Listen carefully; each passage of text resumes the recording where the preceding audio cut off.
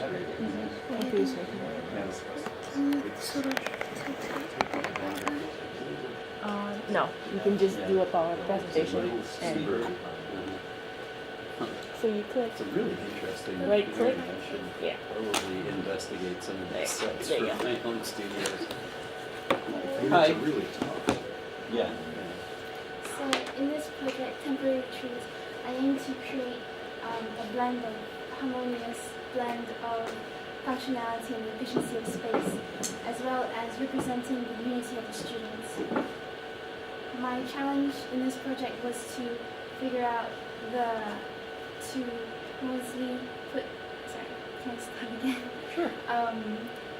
With 24 classrooms and considering all other programs of the project, it was a struggle for me to position them in the site, as well as to resolve the challenge of the demountable and the anchor.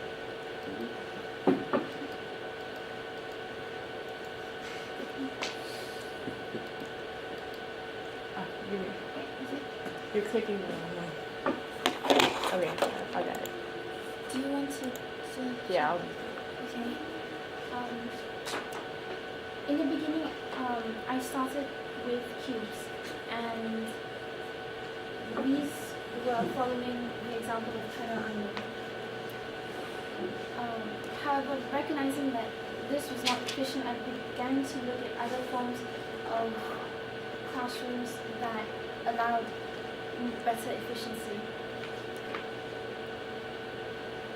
Hence the pentagon.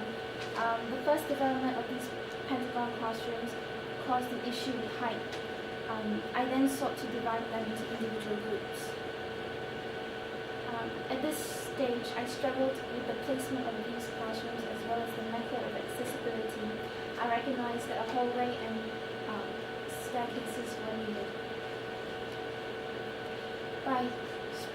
By spreading them out in higher levels, this allowed me to place the hallways. However, the mode of accessibility was not yet solved.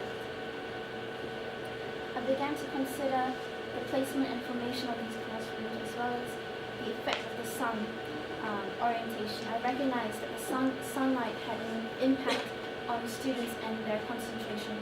Hence, this was important to consider in my project. As an experiment, I decided to break them up further. Here my classrooms begin to be more involved with the buildings, such as the gym. They sprout from the building, and this is where the idea of the tree came from. I realized that the trunk of the tree would serve as an elevator shaft as well as placement of staircases. It was also here that I realized that this formation of classrooms created a sense of centrality and community, allowing other students to observe students in other classes. The development of my classrooms continued with the classes being more involved with the gym. The gym is anchored and acts as the earth of the trees, which the trees are anchored to. I articulated this relationship by allowing the two entities to share a common yet defined space, because I did not want the gym to be interrupted, and I wanted to maximize the amount and entrance of sunlight and air circulation in the gym due to its health benefits. This is one of my stages of refinement where I started to look at the structural detail and the support of a tree-like classroom. This diagram articulates the development of the tree to my final design. This diagram shows you the development of my final structure and the placement of my classrooms in relation to the gym. I wanted to preserve as much of the site as possible since the school was demountable. I decided to utilize the 100 feet platform of the site, and this resulted in the classrooms and the gym to be the central of the school. This diagram shows the purpose of the classroom and the placement. As you can see, there are three individual classrooms, and one of them, this one, having common room for solitude and study. Each of them respond to the site, which is the church, the university, and the park. The university represented the students' future, and the church represented their heritage, and the park represented their need to play and explore. The blue dots represents the students and saturation of students in the common room. As you can see here, I have individual study rooms for more quiet space. And for the next diagram, the number of suns represent the entrance for sunlight into the room. Here is the example of the joinery and connection system. Realizing that the pentagonal shape was not 90 degrees, I had to adapt to this condition. Hence, the walls act as panels which slip into the lip joinery, which can be bolted from the inside to the outside.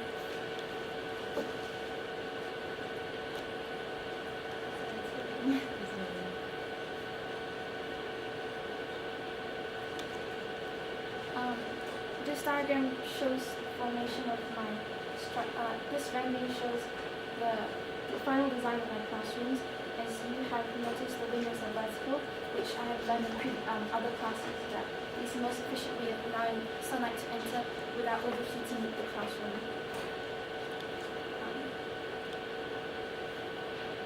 This is another rendering. This is looking from the back of the classroom structure.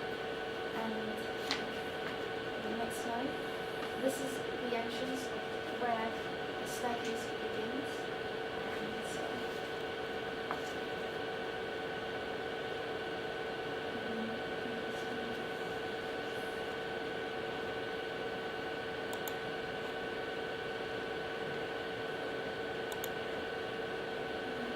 so, this is the circulation.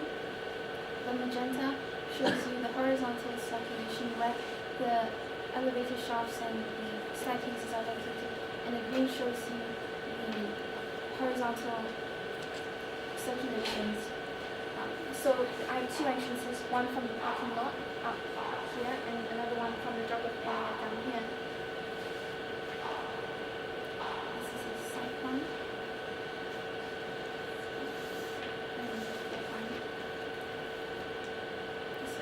Where I took my three major section cuts.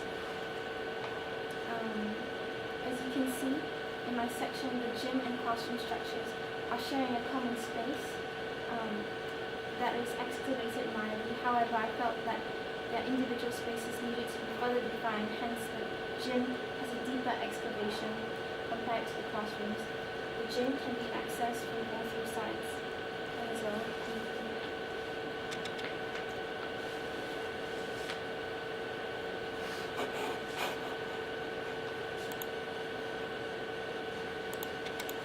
Are all these models the same scale? Yes, Same scale? 160. 60? Yeah.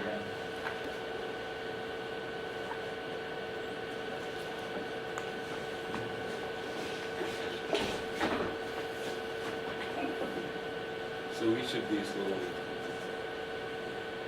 hexagonal prisms are a classroom, and each classroom is about how many square feet?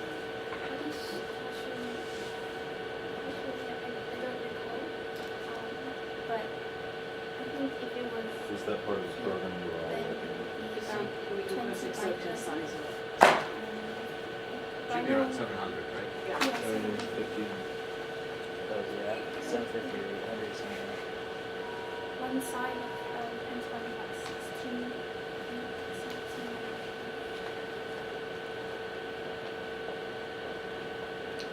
Well, I think,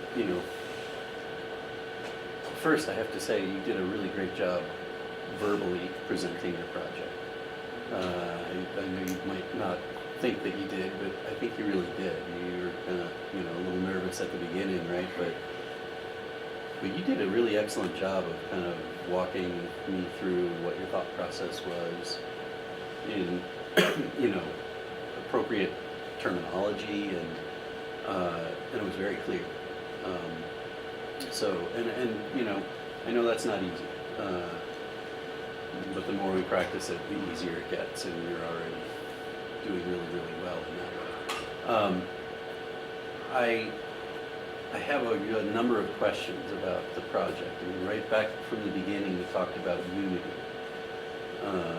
and you used the word community a number of times, and I wonder if this, as a general party, is really achieving that, or if it's more of a kind of clustered, separating kind of strategy. And again, it's a little bit like, you know, talking about urban in the last presentation. I wonder if it's maybe just the wrong choice of words.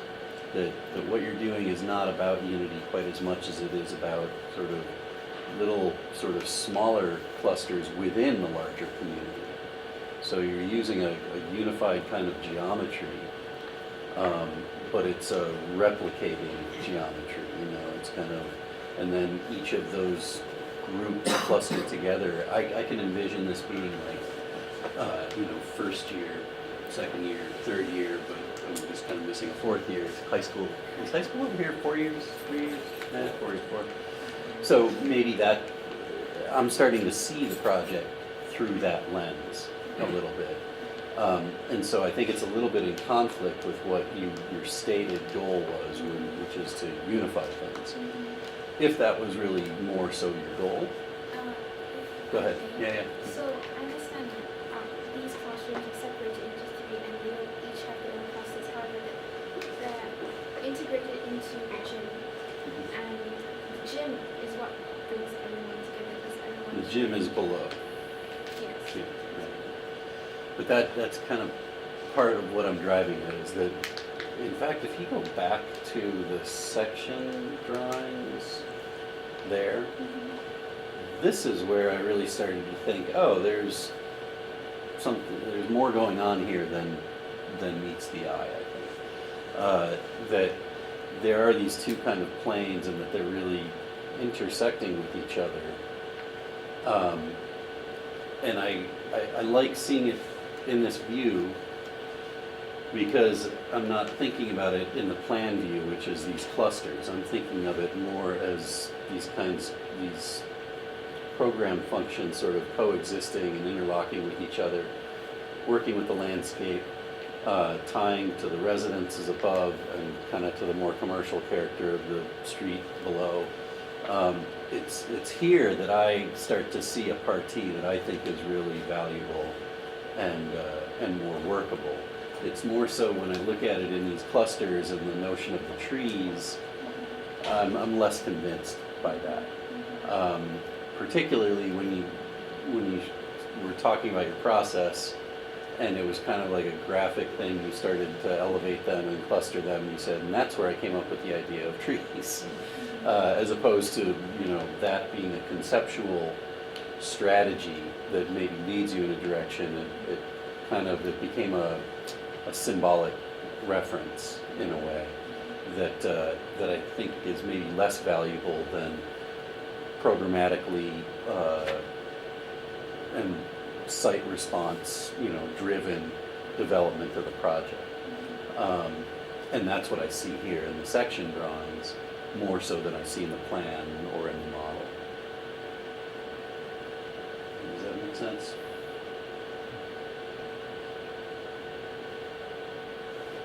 I think the grouping, and that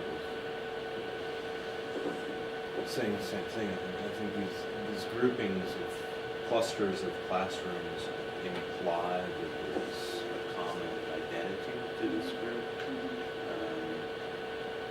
So maybe if you intend that, if you could speak to that, although obviously it isn't first year, second year, third year, something.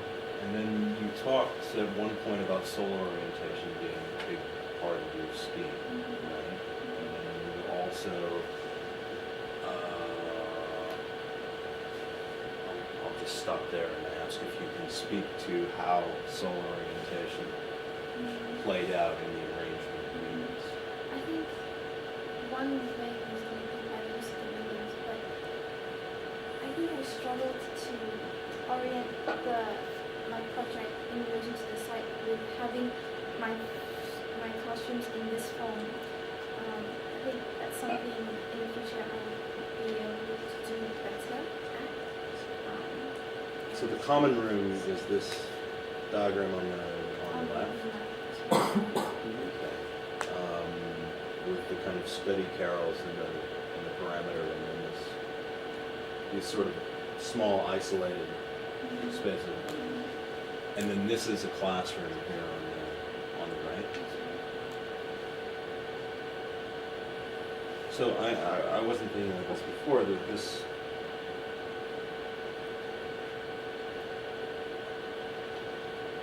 I mean, this introduces, I guess what I was talking about with solar orientation is when I look at this kind of global organization, right? And there's, I know the north, I think, is up here?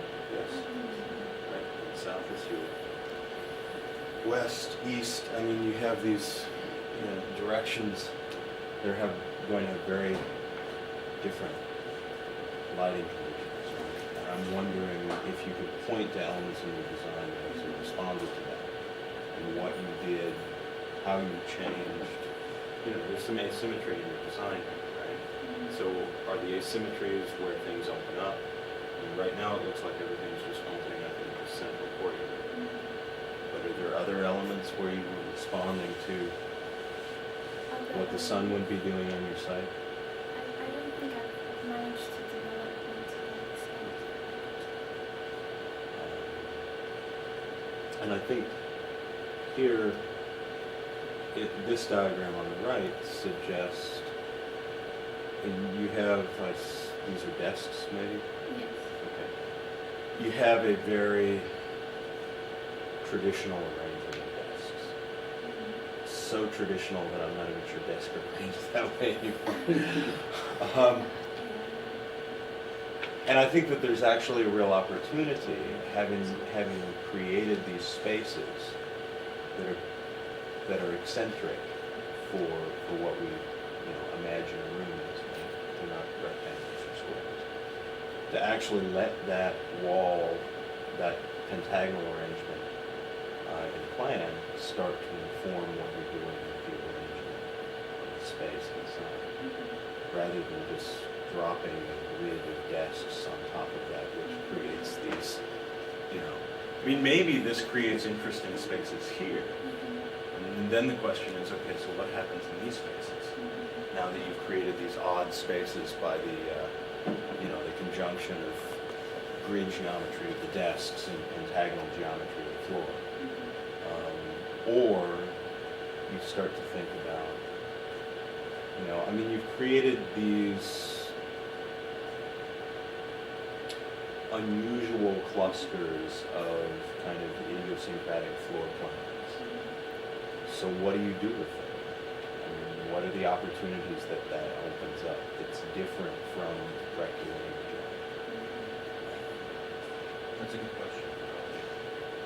I mean, because this is a temporary school, not a permanent one, it's a temporary classroom, you can call out certain differences, certain opportunities that might be experimented for 2 years, because it's not going to be here forever. You can argue, well, why don't we experiment with a new layout? Why don't we experiment with a perimeter layout as opposed to a central layout? Why don't we experiment with a different kind of door?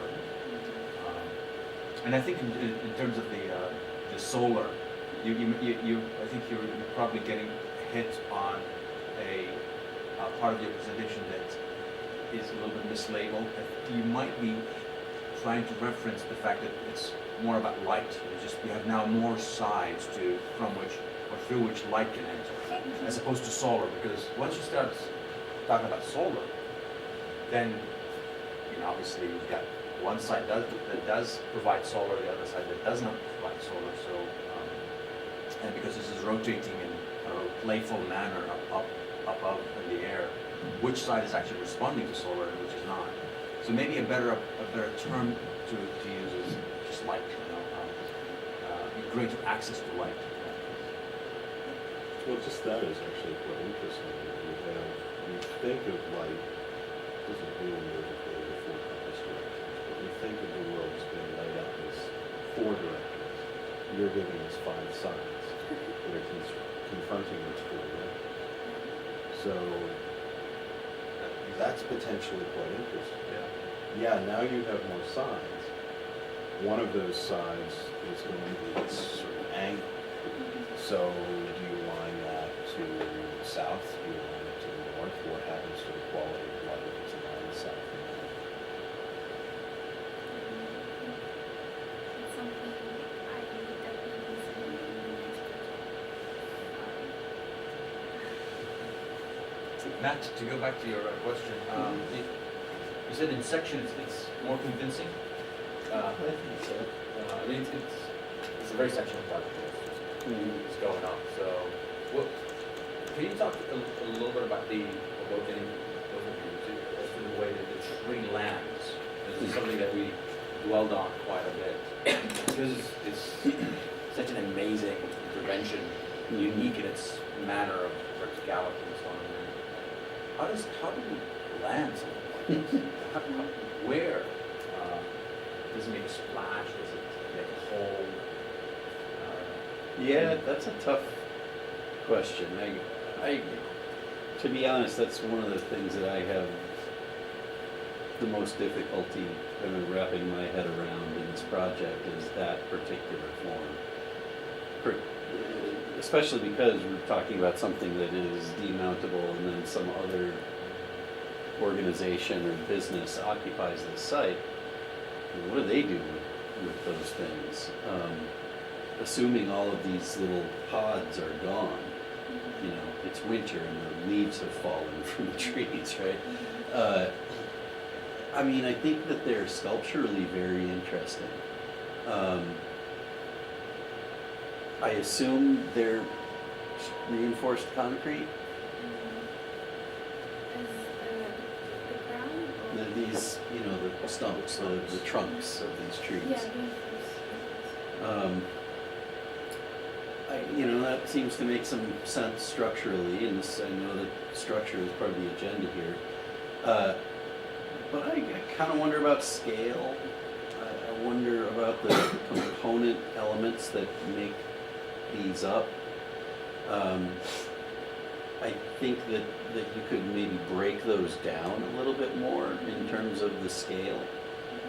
They seem heavier where they're meeting the ground than they might need to be, and more singular. I know that we think of a tree, you know, a tree has a trunk, but really there's lots of kinds of trees, you know. Think of a vine maple, multiple trunks that tend to kind of arch upward and create more of a lacy sort of canopy. It's not the only kind of tree that sort of grows that way. Amur maples, there's a number of maple trees that are actually native to this area that grow in a much lighter way, and that to me might lighten up that lower realm a little bit more, really more the way it's showing in the section, where there's this kind of space that enters, especially here, you know, where those trunks are really almost not even there, they're barely even drawn. And I can imagine that being more of a series of lighter structures reaching up and maybe even breaking that plane. Even taller too. Yeah, breaking through this plane here, not stopping at that point, but coming up through and starting to form the structure up overhead. You know, if you can envision these things not being spreading out like that in kind of a traditional roof form, but instead reaching up, and then maybe there's tensile structures coming through. I don't know. If we want to carry that tree metaphor further, which I think, you know, deserves to be discussed in this project, I think you need to kind of open yourself up to other ways of conceiving of what tree means. There's kind of a little bit of a stereotypical, like there's a trunk and it kind of reaches up and then we stop that metaphor. I think that trees are really powerful, you know, as metaphors, as architectural metaphors, as spatial metaphors. But I think it would require a more thorough investigation or experimentation. Something I found interesting was in order to solve the issue of the classroom layout, the desks, is if the shape of the desks were actually the shape of the buildings, Mhm. and if the desks were organized in a cluster format, because this is very Mhm. it's cluster-like. Mhm. And then on a smaller scale inside each classroom, there's smaller clusters of the same shape, and so you're catering to that. That's actually right there in the diagram of the common space. You go to that. There's the diagram on the left with all the blue dots. These guys are little Yeah. pentagons. Yeah, you. And I don't know if you intend those to be round tabletops or. It used to Okay. Yeah, but the people are organized Clustering, yeah. in groups of Right. 5. Let's say you put those dots on there intuitively you make better decisions about space planning than when you switch over to, okay, now I have to put some desks in, and I know what desks are, so. Right. You know. Well, I would take that a little bit further and argue that, like you're suggesting, that the shapes of the spaces, the forms that you arrive at, probably want to come from more than one direction. Not only kind of outside in, but also inside out. So how do we best organize ourselves in a classroom? That, I think, is the other side of the coin. I think the comments earlier about, okay, now we've got this pentagon and we've got these other spaces, those are good comments. Sometimes you arrive at something and have to take a harder look at it and discover happy accidents in a way, that you can exploit. But I think in terms of designing someplace that's so specific as to being like a place of learning, it bears some consideration how we organize ourselves, how teaching in classrooms at the high school level, maybe. Yeah, and so maybe that leads to a clustered kind of situation like you're suggesting. So it's got that much more solid of a rationale. It's both kind of how it works from the exterior, how it works from the interior. It must be a pentagon, or whatever that form is. I'll say one thing quickly before we move on. That this scheme really challenges our Cartesian way of thinking Oh, about space. absolutely. It's one of those schemes that, in a very literal sense, you go up and it twists you, turns you. So you start from the rectilinear, the Cartesian meaning basically X and Y, sort of squarish organization, to something that challenges that. And as you develop as a student, think about that. Why would I want to do that? And to an extent, what is the notion of local and then global? Is there something about the local that wants to be, you're here, go there, very Cartesian, versus the global, versus learning, classroom, that is about sort of twisting us around? I think that there's a concept there that's really powerful. And as you, again, hopefully in the next iteration of your education, you can develop that. Because there's a lot of goodness there, a lot to think about. It's a good way of thinking about it. It's a way of taking people from their regularized world and removing them. And that's where